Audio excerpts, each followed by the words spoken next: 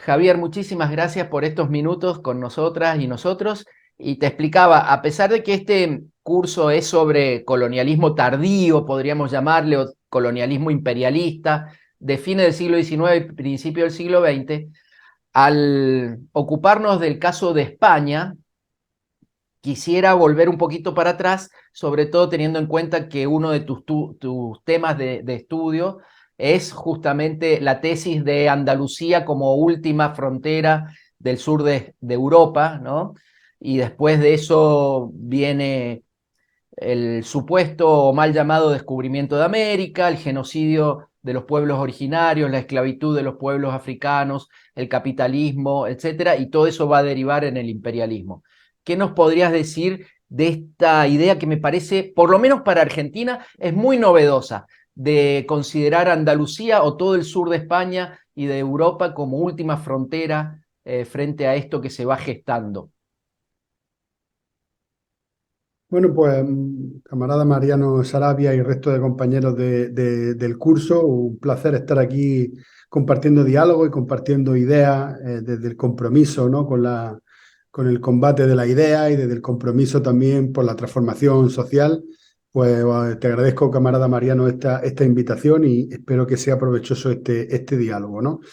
Bueno, esta primera pregunta que hace yo creo que tiene sentido para comprender algunas de las cosas que vamos a compartir más tarde y tiene que ver con desmontar uno de los mitos de la forma colonialista de pensar el mundo, con las formas colonialistas de ciencias sociales que han dibujado a Europa como un territorio homogéneamente desarrollado, como un lugar de civilización y como un lugar, digámoslo así, de democracia y derechos humanos, y el resto del mundo como un lugar de desastre, como un lugar donde no puede haber un desarrollo y que justamente tiene que ver con cómo Europa subdesarrolló el mundo, ¿no? Cómo Europa destruyó muchas de las sociedades que conquistó a su paso, pero que además también tiene que ver con que ese mito de esa Europa civilizada es un mito de esa Europa blanca, de esa Europa homogénea culturalmente, y ya son muchas luchas las que reclaman que existe no solamente desigualdades y lucha de clase al interior de Europa, sino también que existe una serie de luchas anticoloniales, podríamos decir, al interior de Europa, ¿no? Existen colonialismos internos al interior de la Europa occidental. Ya desde los años 70, los movimientos antiimperialistas al interior de Europa, en la firma de la Carta de Brest, una carta que firmaron todos los movimientos nacionales anticoloniales al interior de Europa, determinaba, en la Carta de Brest de 1974, determinaban que existe una lucha antiimperialista al interior de Europa, ¿no? En estos años 70, muchos pueblos como Andalucía, pero también Galicia, Euskadi, Cataluña, Irlanda, Escocia, Córcega, Cerdeña, los bretones, comienzan a desarrollar una lectura crítica del desarrollo al interior de Europa y en diálogo, digamos, o recogiendo los aprendizajes que se estaban dando en América Latina, por ejemplo, la teoría de la dependencia, la teoría del subdesarrollo, la teoría del centro periférico, centro-periferia, aplicando esas teorías eh, comprendían cómo el desarrollo de los propios estados en Europa Occidental se había hecho a expensas de algunos de esos pueblos que estaban al interior de los estados que habían sido empobrecidos por el capitalismo. Por ejemplo, el caso de Irlanda para Inglaterra, el caso de Córcega, de la Bretaña en Francia, y en Andalucía el caso de Galicia y de Andalucía, y de una forma más compleja el caso de Cataluña y País Vasco, ¿no? Como socios menores en esa alianza capitalista al interior del Estado. Por lo tanto, estos colonialismos internos que se dan en los estados de la Europa Occidental no son algo reciente, o sea que el hecho de que la conciencia anticolonial surgiera en los años 70 no quiere decir que el problema no estuviera antes ahí. Yo en varios de mis trabajos, de mis textos, he sostenido que la mal llamada reconquista, la mal llamada reconquista de España, en realidad fue el preludio del mal llamado descubrimiento, pero que son dos procesos, dos fases de un mismo proceso de expansión imperial. Es decir, el imperio español se conforman la conquista de Al-Ándalus a través de la expropiación de tierras, de la expulsión de las comunidades, del acaparamiento de tierras, de la prohibición de las lenguas locales, de la inferiorización de las formas de conocimiento, del epistemicidio y todas esas prácticas, de alguna forma, que eran prácticas locales, prácticas, digámoslo así, de la historia interna de Europa. Esas prácticas se hacen mundiales con digamos, la expedición, la expansión colonial a partir de 1492, después de la toma de Granada. O sea, el ejército castellano conquista Granada en 1492, el famoso conquista de Granada con los reyes católicos, y ese mismo año continúa el proceso de conquista a través del norte de África, a través de Ceuta, del norte de África, de las Islas Canarias y del Caribe y América Latina, ¿no? Por lo tanto, los modelos de dominación que llegan al Caribe y América Latina, la forma de conquista, de separación, de expulsión de habitantes de sus tierras de cultivo, de prohibición de lenguas locales, de exterminio de diversidades culturales, religiosas, espirituales. Todo eso tiene una historia y esos métodos tuvieron unas prácticas también al interior de Europa y se desarrollan en el Caribe y en América Latina. Y una vez que se desarrollan allí, en Vía Yala, vuelven a Europa y se concentra la represión contra las minorías en Europa, como los mudéjares, los moriscos, y empiezan a ver las expulsiones, las llamadas expulsiones de moriscos de Granada, que son a partir de 1611 y 1614. Ya se estaba aplicando esa política en América y comienza la expulsión de los moriscos en Granada. Digo esto porque los procesos se retroalimentan. Es decir, la violencia contra los musulmanes en España condiciona la violencia contra los pueblos indígenas en América Latina y esa violencia contra las poblaciones originarias en América Latina condiciona de nuevamente cómo se incrementa la violencia contra las poblaciones judías, afro, moriscos al sur de España.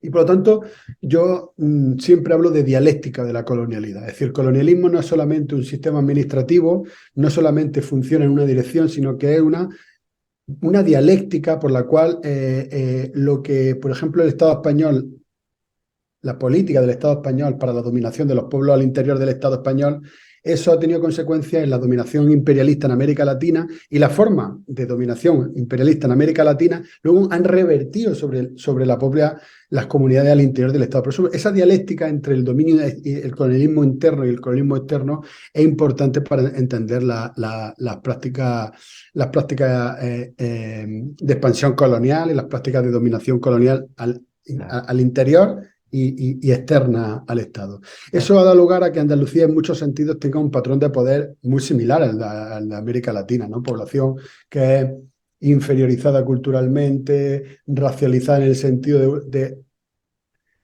justificar la desigualdad en base a criterios biológicos, en base a criterios étnicos, la existencia de un sistema latifundista, la existencia de comunidades jornaleros sin tierra, digámoslo así, la existencia de toda una serie de narrativas que inferiorizan y que, mientras que toman todo lo mejor de la cultura, es decir, se apropian de la cultura como cultura española, todo lo que es la cultura andaluza, Lorca, Alberti, Machado, Cernuda.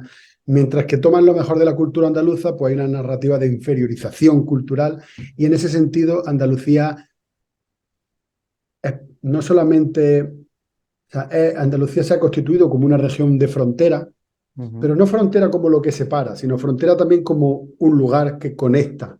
Es decir, el norte de África, el Caribe, las Islas Canarias, Andalucía, Portugal. Andalucía se ha convertido en ese lugar de frontera que yo siempre digo que Andalucía es una colonia al interior del Estado español, pero también de cara a la población africana ejerce como colonizadores. Es decir, se puede sufrir el colonialismo interno de España, pero al mismo tiempo ejercer o participar o legitimar o ser partícipe de la colonización a otras poblaciones.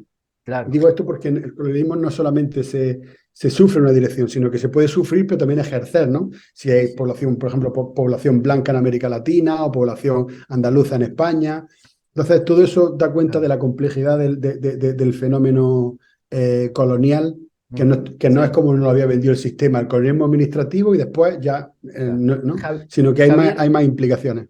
Javier, leyendo tus textos y viendo algunas de las entrevistas y cursos de colonialidad o postcolonialidad, que les recomendamos también a toda la gente que está viéndonos,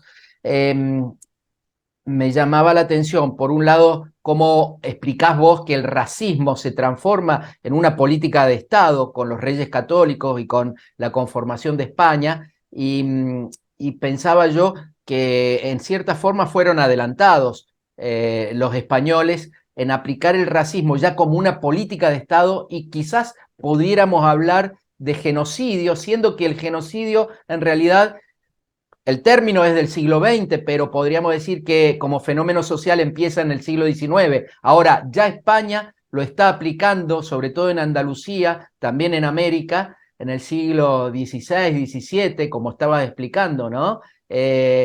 Incluso con la hipocresía, en el caso de Andalucía, vos sos andaluz, vivís en Andalucía, y es maravilloso ver cómo España toma ciertos aspectos, por ejemplo, la sevillana, para ser como un símbolo de identidad, pero vaciándolo de contenido. Te muestran, no sé, la Alhambra, pero como una cáscara vacía. Lo mismo han hecho con los gitanos, que siguen siendo discriminados, marginados, oprimidos, etcétera, etcétera. Ahí hay, ¿pensás vos un intento genocida que empieza hace 4 siglos o 5 y continúa de alguna manera? Hombre, lo que yo sí diría es que hay una práctica de genocidio no solamente físico, que por supuesto también, sino también las prácticas de genocidio cultural. Es decir, las prácticas, digamos, la corona castellana, porque no se puede hablar de España para esa época, entonces hay que hablar de corona castellana. La corona castellana pasa a ser un imperio durante todas estas conquistas, ¿no? Es decir, España es un país, por si lo pudiésemos llamar un Estado-nación, con su propia problemática nacional o plurinacional, pero se constituye como Estado a principios del siglo XIX, pero desde el siglo XVI hasta el siglo XIX, en estos 3 siglos, la corona castellana, que venía del feudalismo, pasa a ser un imperio, ¿no? Pero este imperio se conforma en esta práctica genocida, efectivamente, una práctica que es genocida, que es extractivista, que genera un modelo de capitalismo temprano, de acumulación de tierras, de acumulación de minerales, de acumulación de poder político, bajo una premisa que, como tú bien dices, es bastante temprana para lo que en el mundo anglosajón, por ejemplo, se pretende explicitar, ¿no? Como el racismo, como una, digamos, propio de la dominación británica y francesa, y aislando la experiencia hispánica, ¿no? Eh, España, de alguna forma, como digo, la corona castellana, la experiencia hispánica, funda de alguna manera estas prácticas de genocidio cultural que luego retoman otros imperios. Es decir, pensemos que en América Latina todo lo que fue la inferiorización de culturas locales, la subyugación de comunidades locales, la marginación de lenguas locales, la prohibición de espiritualidades, la Inquisición. Todo esto tiene que ver con destruir patrones culturales locales y asentar una forma de ver el mundo propia de los colonizadores que hiciese a los colonizados seres culturalmente dependientes. Y aquí es donde tenemos que analizar el colonialismo también como una práctica cultural, como una práctica de manera de ver el mundo. Es decir, si nosotros copiamos la forma de ver el mundo, ya no harán falta tanques, ni harán falta ejércitos.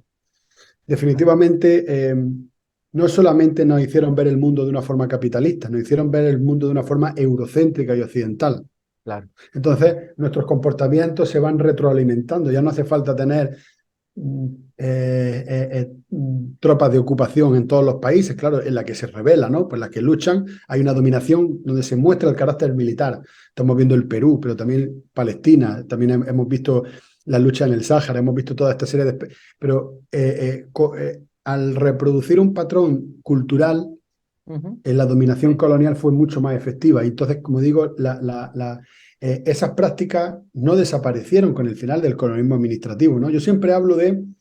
mm, existen tres eras de la descolonización. Es decir, una primera era de la descolonización en la cual los imperios se fragmentan en unidades menores, pero estas unidades menores aún heredan la visión imperial. Por ejemplo, la independencia de las 13 colonias norteamericanas. claro, Ellos se independizan de Gran Bretaña, pero mantienen una visión imperial. claro. O en el caso, por ejemplo, del primer imperio mexicano, o en el Sí. caso el primer imperio mexicano de Pedro Iturbe, o en el caso de la Gran Colombia.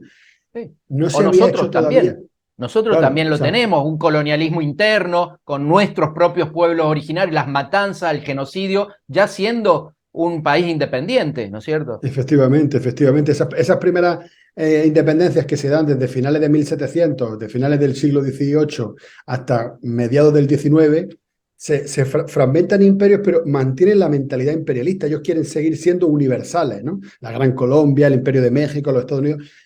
Yo digo que hay una segunda era de la descolonización, que es la que ya sí fragmenta unidades que son críticas con el imperialismo, como podemos decir en la Revolución Argelina, o como podemos decir la Guerra de Vietnam, como decir la Revolución Cubana. Ya sí hay una crítica a la forma de imperio.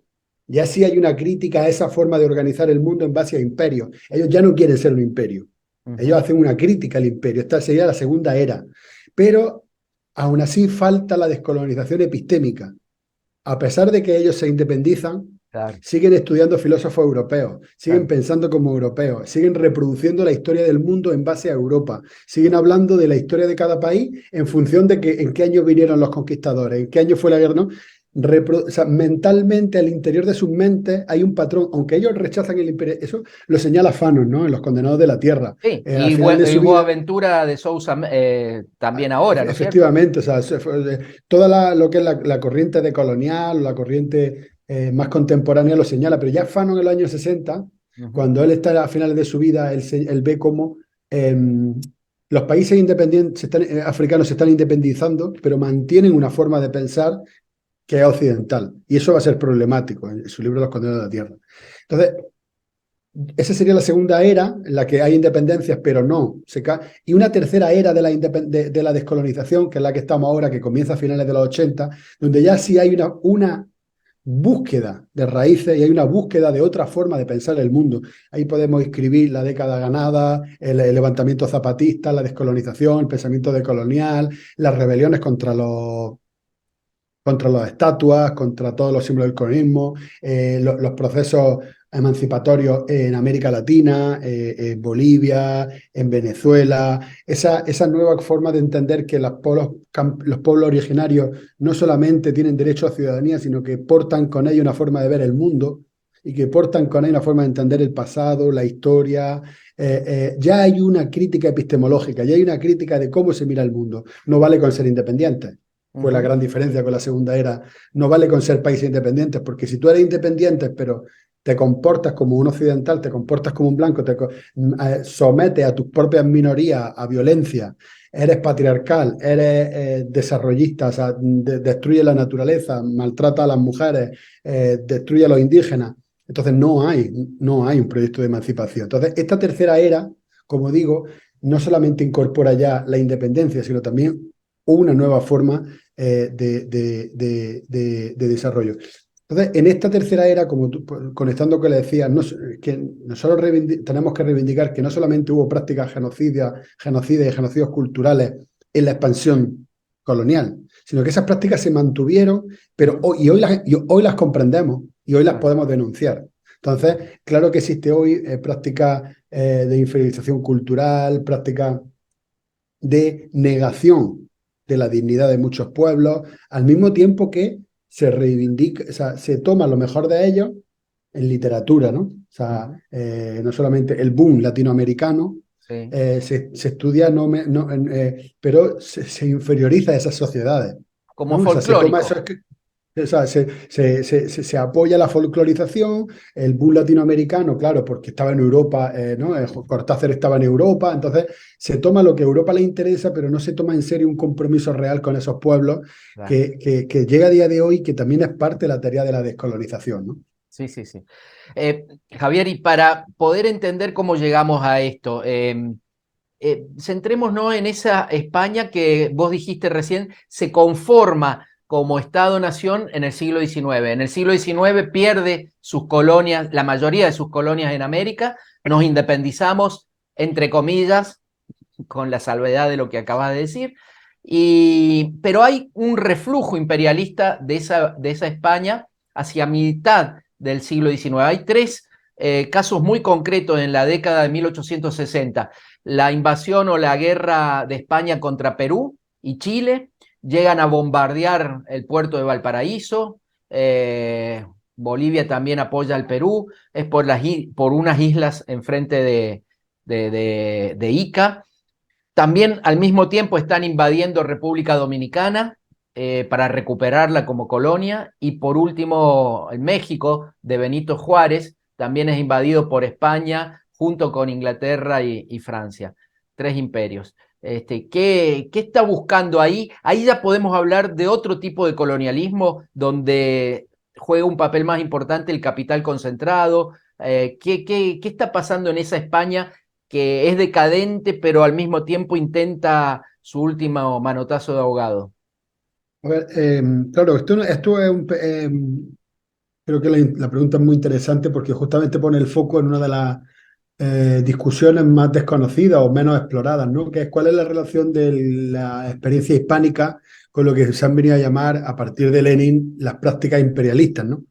Es Claro, decir, en el mundo hispánico, en el mundo, vamos a decirlo así, no solo no español, sino latinoamericano, en el mundo de habla hispana, nunca hubo un diálogo profundo con lo que son las prácticas imperialistas, tal y como se definieron por Lenin y en el marxismo en adelante, que son prácticas que fundamentalmente, o sea, fueron desarrolladas por los nuevos imperios como Inglaterra y Francia, ¿no? Es decir, eso es lo que Lenin llamó el imperialismo.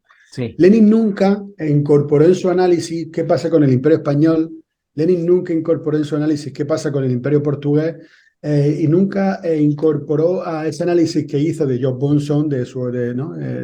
A partir de la obra de John Hobsbawm,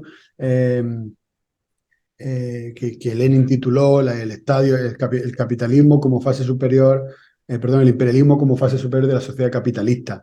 Definitivamente nosotros encontramos que también hay un imperialismo como fase previa de la sociedad capitalista, ¿no?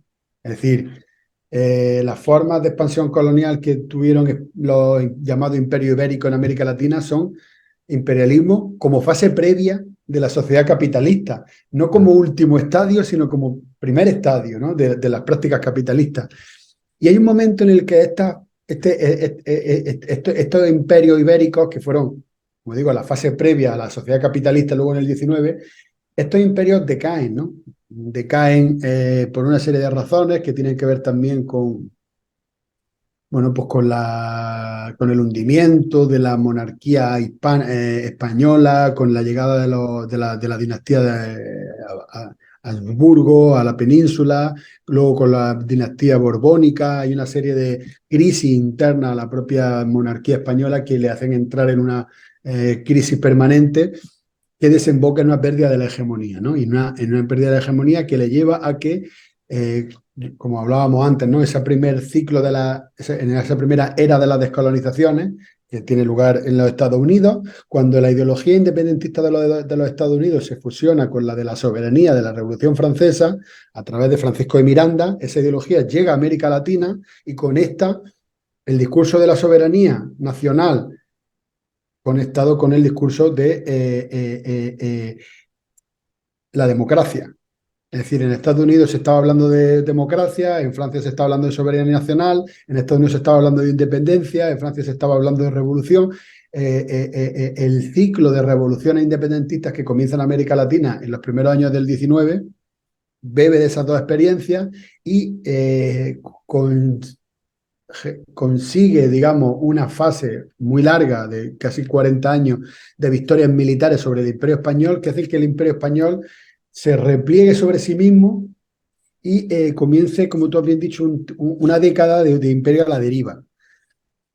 En ese momento justamente tenemos que analizar también la presencia como imperio de Gran Bretaña en el Caribe, pero también en América Latina, en África, también de Francia, también en el Caribe, en América Latina. O sea, la intervención de nuevos imperios, que ya no son los imperios ibéricos, sino que ahora son imperios del norte de Europa. Y en ese sentido, España pasa a ser un subimperio o un socio menor en la carrera imperial. Recordemos que, por ejemplo, estamos hablando de principios del 19, pero ya a finales del 19, 1885, en la conferencia de Berlín, España será un socio menor de la carrera imperialista, ¿no? Entonces, pero para llegar ahí hay que entender que si la independencia latinoamericana se produce en 1820, 1824, en esos primeros años, en 1830 comienza lo que se llama el Segundo Imperio Francés, que es la penetración de Francia en el mundo árabe. Sí, Napoleón, llega a Egipto, la Piedra Roseta, lo cual tiene consecuencias, como decíamos antes, en esta primera era de la descolonización surgen, por ejemplo, las ciencias sociales, tal y como las conocemos. Surge la historiografía, la sociología, la antropología, impregnadas de un carácter colonial. Es claro. decir, a partir del 1800 surgen las ciencias sociales y surgen siempre asociadas a la expansión imperial, a la expansión colonial. Francia, como digo, en 1830 llega al mundo árabe, la guerra o sea, de Argelia, Túnez y todo lo que es el norte de África, Ujú. Egipto. Francia comienza la penetración en el norte de África, o sea, Francia comienza la penetración del norte de África y también Claro. Inglaterra, ¿no? En Inglaterra ese en la momento, India, ¿no es cierto? Fuerte. Inglaterra en la India, pero también en Palestina, en Claro. Siria, ¿no? Y comienza la carrera colonial en África y en Asia, ¿no? Ujú. Estamos hablando ya de algo que es catalogado como imperialismo, como práctica Claro, imperialista, que responde a un patrón diferente a lo que viene siendo los imperios portugueses y claro, español, los claro. imperios ibéricos, ¿no? Esta Sí, distinción es importante. las guerras del opio en China para abrir los O sea, mercados. la Ujú. guerra, o sea, todo lo que es la intervención en Asia y en África, y Claro, que ponen en el centro, igual que si tenemos un mapa de Europa, cuando la corona de Castilla se amplía hasta América, España queda en el centro del nuevo sistema. Pero cuando Inglaterra va a Asia, ahora Inglaterra queda en el centro del nuevo sistema. O sea, hay una nueva centralidad por la expansión colonial, en este caso, primero de España y luego de Inglaterra. Esto es importante porque en esta, digamos, en la primera mitad del 19, esta expansión de Francia hacia el mundo árabe y de Inglaterra hacia Asia, España, como decimos, es un imperio a la deriva. Entonces, España hace varias exploraciones que todas se concentran en el mismo periodo que van a ser en la década de 1860 y 70. Tú has señalado muy bien, o sea, la conquista de la República Dominicana, el intento de conquista es, digamos, un epígono a lo que es la historia imperial española en el Caribe, también la participación de lo que se llama la Guerra del Pacífico y la colaboración de España con el resto de potencias europeas en la Guerra a México. Digamos que son fenómenos epigonales que se conectan con otra cosa que es muy importante, que es en 1860 la primera guerra hispano-marroquí. Es decir, en 1860 también el ejército español penetra por primera vez en el norte de África, más allá de las posesiones de Ceuta y de Canarias, y desarrolla una primera guerra que con el paso de los años va a dar lugar a la fundación del Protectorado de Marruecos, claro. 1912. Entonces, en Javier, esa, y también en esa década, en 1868, estalla la primera guerra de independencia de Cuba, que es sofocada a sangre y fuego por España, ¿no? La Guerra claro, Grande. claro, en 1895 Esa ya es la tercera, esa es digamos. la segunda, claro, pero todo ese proceso comienza, como tú bien dices, en una serie de revueltas que, como antes señalábamos, también tienen su implicación al interior de la península, porque en 1868 es la llamada Gloriosa, que es una revolución contra la reina Isabel, Claro, que instaura la Primera República. claro. Son las guerras carlistas y todo eso, ¿no? No, las guerras carlistas son 1836 en adelante. Ajá, 1868 es la primera República Española, la República. que es la que fue presidida por Pi Margall, que es el momento en el que surgen los regionalismos, el confederalismo, el cantonalismo. Este Ujú. año son los 150 años de la primera República Española. Y es importante porque fue una gran revuelta que se desarrolla al interior del Estado español y que recoge de alguna forma, por ejemplo, José Martí había estado en España esos años, pero también Betances de Puerto Rico estaba en el sur de Francia.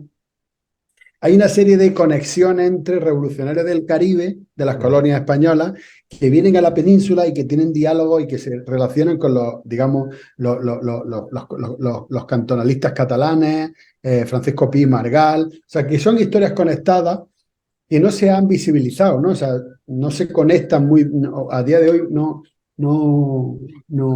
hay esas conexiones, no se estudia en qué medida José Martí, cuya obra Nuestra América, que define a España como problema, no se estudia en qué medida pudo influenciar a los independentistas catalanes, Ajá, cuando los independentistas catalanes eran parte de una presencia catalana en Cuba y en Puerto Rico, claro, durante todo el siglo XIX, hasta el punto de que la bandera catalana tiene un triángulo azul como la de Cuba y como la de Puerto Rico. claro. Entonces, pero como digo, estas conexiones no están hechas. Lo importante es que durante todo este siglo XIX, de 1860 en adelante, España se está ubicando en una carrera colonial que le relega a socio menor y que no encuentra, digámoslo así, no encuentra ni espacio en América Latina, pero tampoco en el norte de África pudo desarrollar nunca un gran proyecto colonial. También lo intentó en Filipinas, tampoco hubo nunca un gran intento, un gran desarrollo, y siempre se configura como un socio menor hasta la Conferencia de Berlín, 1885, Claro, que no le da, o sea, España parece un poco muy invitado, pero no le dio realmente una relevancia interesante. Y claro, una de las consecuencias de la conferencia de Berlín, y con esto dejamos aquí si quieres esta parte, es la conferencia de Algeciras. La claro. conferencia de Algeciras se celebra en 1905 y determina que por presiones de Alemania y Gran Bretaña, Francia no tuviese salida al Atlántico en África. Es decir, el protectorado francés se quedaría solo en el Mediterráneo y todo lo Claro, que era la costa africana, para que no fuese de Francia, Gran Bretaña y Alemania se la ceden a España. Entonces, claro, el protectorado de español, que sí, se funda 5 años después, 1905, 1912, se sí, funda, que se trata de ocupar en la fachada atlántica del norte de África para evitar que Francia... Por lo tanto, estamos viendo que España sigue manteniendo esa posición subordinada, claro, pero ahora sí ya teniendo prácticas imperialistas, tal y como las definía Lenin, ¿no? O sea, prácticas de monopolio, prácticas de todo lo que define esas prácticas imperialistas. ujú. Y claro, entre la conferencia de Berlín y la conferencia de Algeciras hay un hecho que es importante, que es la guerra, esa, digamos, la El pérdida de golpe, Cuba. claro, el golpe que le da un imperio en ascenso como el estadounidense, que le quita las últimas colonias, Cuba, Puerto Rico, Filipinas, Guam, y a partir de ahí ya, si venía a la deriva, está totalmente perdido. Ese imperio español que se aferra al norte de África, al Sahara Occidental. Y te quería preguntar, ya que estamos sobre esto último, ¿no? Dos casos. Por un lado, la irresponsabilidad de ese imperio español que en el 75 abandona el Sahara y lo deja al drama que subsiste hasta hoy con Marruecos. Y por otro lado, te quería preguntar algo que realmente nos llama la atención mucho desde Sudamérica.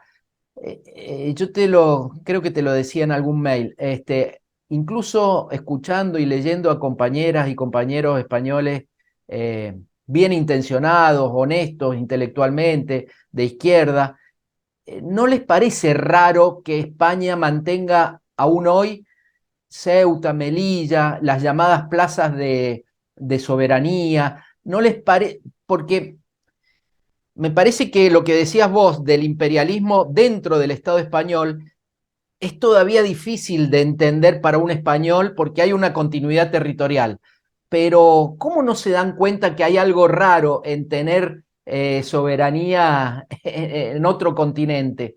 A nosotros nos parece muy raro eso cuando escuchamos no a la derecha, no a Vox, sino a gente progresista decir que es normal y que Ceuta y Melilla no son colonias. Claro, yo creo que aquí hay una parte en medio que hay que explicitar, que es cuál es la...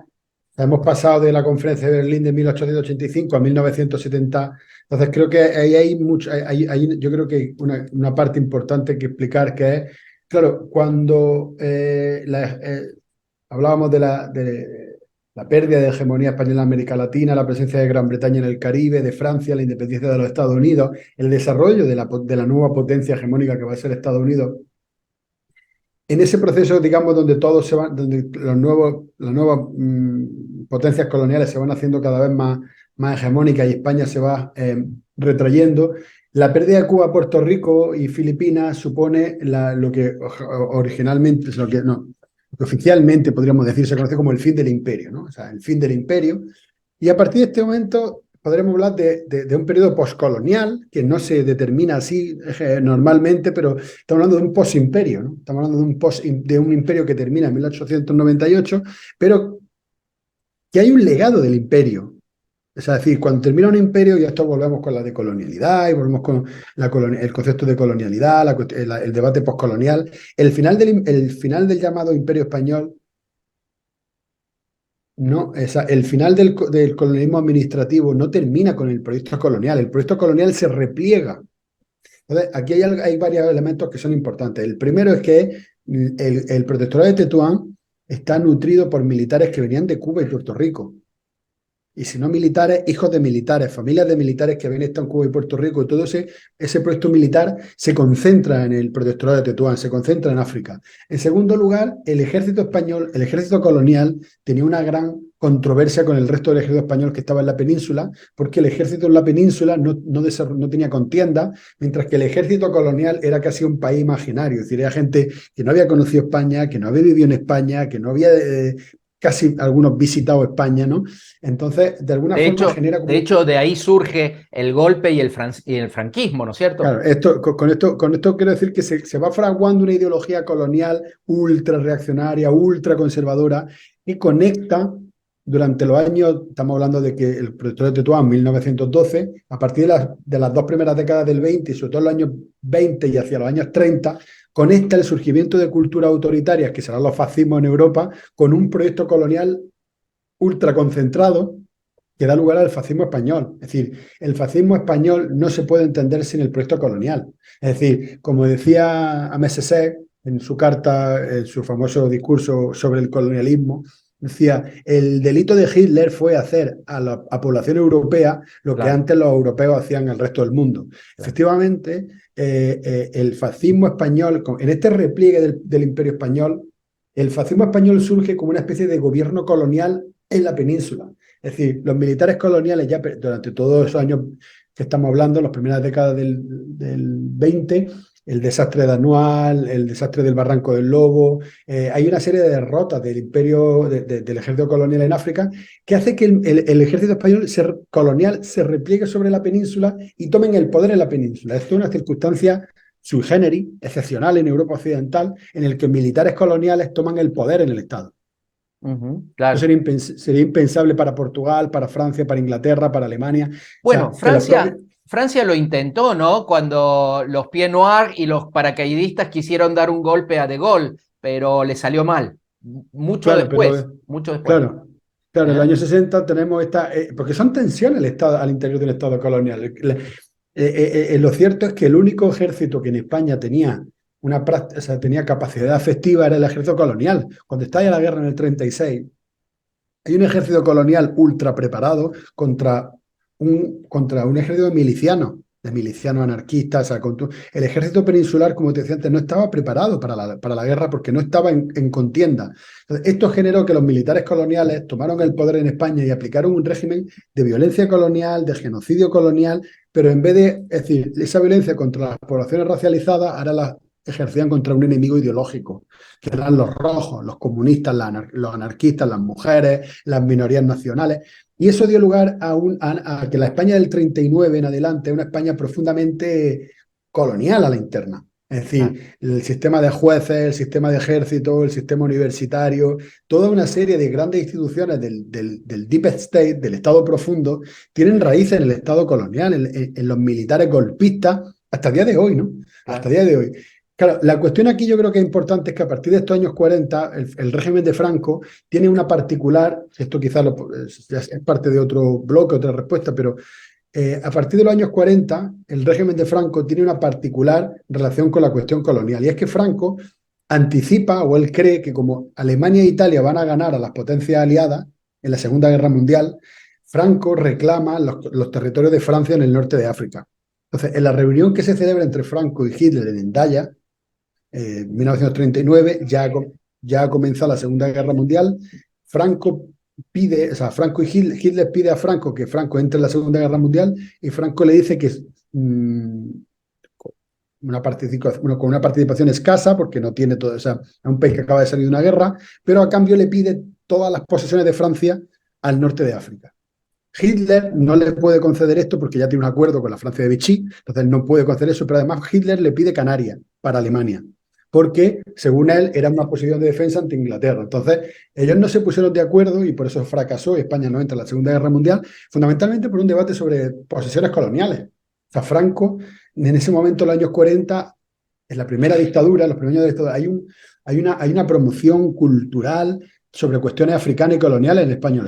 Se crea, no solamente africana, se crea el Museo Etnográfico de Barcelona, se crea el primer Museo de la Alhambra, se crean el Instituto de Estudios Africanos. Es decir, hay un boom de cultura africanista y colonial y también de estudios orientalistas, que vienen determinados por la idea de Franco de una nueva expansión en el norte de África, tomando las posesiones francesas Francesa, que Hitler daría claro, a Franco después, una vez acabada la guerra y una vez que la guerra la hubiesen ganado los fascistas. claro. Eso nunca sucedió y por lo tanto, a partir de los años 50 y 60, so, sorry, I disturbed you. No, sé que... Lo que vemos es que cuando acaba la guerra y los fascistas definitivamente son derrotados, Franco toma una nueva visión sobre la cuestión postcolonial que le lleva a mantener frente al aislamiento de Francia e Inglaterra, o sea, después de la Segunda Guerra Mundial, estos viejos imperios de Portugal y de España, como hablamos, son la excepción de regímenes autoritarios y son de alguna forma aislados del resto de Europa. Portugal no, por su relación con Inglaterra, pero España es totalmente aislada de la Europa occidental. Lo que hace en ese momento el régimen de Franco es apoyarse en los países árabes del norte de África. O sea, pensás que, por ejemplo, en 1955 España entra en la ONU por el voto favorable de los países árabes. Entonces, eso hace, en el año 60, Nasser se reúne con Franco. Eso hace que Franco de repente comprenda que como la única, él acepta, después de entrar en la ONU, acepta por imposición de los países árabes que lo habían apoyado, que tiene que descolonizarse. Entonces Franco accede a la descolonización de Marruecos en el año 58, perdón, de Marruecos en el 56, IFNI en el 58, Guinea Ecuatorial en el 68 y definitivamente ya con la muerte de Franco la pérdida del Sáhara por ocupación de Marruecos, ¿no? Entonces, con esto quiero decir que la relación entre el fascismo español y la cuestión colonial es transversal, solo que hay una cierta historiografía española que trata de invisibilizar la cuestión colonial y tratar al fascismo español como una cultura autoritaria homologable a los años 30 Europa, Italia, Alemania, España, pero no podemos separar el fascismo español de esa práctica colonial. Y con esto, y ya termino, una de las digamos, importantes episodios de la relación entre España y toda esta cuestión geopolítica postcolonial es que en la reunión del año 60, cuando Gamal Abdel Nasser va a Nueva York para, digamos, explicar su proyecto sobre la nacionalización del Canal de Suez, pasa por Madrid y se reúne con Franco y una de las cuestiones que se negocian es el apoyo de Franco a la causa palestina, porque como señalo, Franco se tiene que debatir entre las naciones árabes y las potencias occidentales, y Franco pide que no se toque ni Ceuta, ni Melilla, ni Canarias. De hecho, en ese año 60, la URSS en la ONU hizo preguntas sobre Canarias. En el año 60, en Naciones Unidas, la URSS, los delegados de la URSS, pidieron la descolonización de Canarias, pero la geopolítica del régimen de Franco permitió que ese tema no se tocara nunca, incluso hasta el año 1979, por invitación de Fidel Castro, el siguiente, Adolfo Suárez, miembro, presidente aún en dictadura, fue a la reunión de la Tricontinental, celebrada en La Habana, y fue allí para que no se discutiera la cuestión de Canarias. Digo esto porque esa sigue siendo una cuestión que en un contexto geopolítico es un tema que existe, pero al interior de la península hay una narrativa de que España es una nación que tiene territorios por todo el mundo, dentro de esa universalidad, digamos, epigonal y senil de ese viejo imperio, que tiene todavía cierta hegemonía en el sistema educativo, en el sistema universitario, en los periódicos, en los medios. Con esto quiero explicarte por qué no hay una discusión postcolonial en el interior de España y por qué mucha gente de izquierda no entiende que Ceuta, Melilla y Canarias son colonias, pero también la política del BBVA, del Banco Santander en América Latina, de todas Claro. estas multinacionales españolas, cuál fue la relación entre José María Aznar y el golpe a Hugo Chávez, o cuál fue, ¿no? O sea, todas estas relaciones neocoloniales Sí. que las empresas y las multinacionales españolas hacen en América Latina no son vistas con una política imperialista, sino son vistas de, digamos, de una perspectiva iberoamericana, de hermanamiento, ¿no? Que es la dimensión más culturalista de ese imperialismo, ¿no? Claro. Entonces, claro, nosotros tenemos que enfocar o tenemos que enfrentar la descolonización de la metrópoli. Claro. Por Sí, eso es sí, tan sí. importante esta serie de diálogos que vienen desde el sur y que nos permiten a nosotros, en diálogo contigo, con los camaradas de la Argentina y en Córdoba y en otros lugares, abordar una descolonización sobre la metrópoli, ¿no? Desde Andalucía, desde América Latina y, digámoslo así, conseguir procesos de democratización y de descolonización de las metrópolis. Javier, ¿tenés que cerrar aquí o tenés 2 minutos más? Sí, estamos, bueno, Ah, te quedan 5, o sea, sí, sí, adelante, quedan 5 minutos, pero la última pregunta quería hacerte, tomando Aimé Césaire, que también tuvo una polémica muy grande con el Partido Comunista Francés, cuando en torno a la lucha de clases él decía que también había que tomar en cuenta la cuestión racial, entre comillas, o colonial, ¿no? Porque si no, no se entendía. Me parece, escucharte a vos, parece leerlo a Césaire, ¿no? Y en España creo que también algunos compañeros y compañeras de izquierda de Madrid, de la centralidad del Estado, no entienden a un andaluz cuando plantea estas cosas, o a un catalán, o a un vasco, o a un gallego, menos que menos a un africano, ¿no? O un americano. ¿Crees que hay una vinculación en estas dos cosas?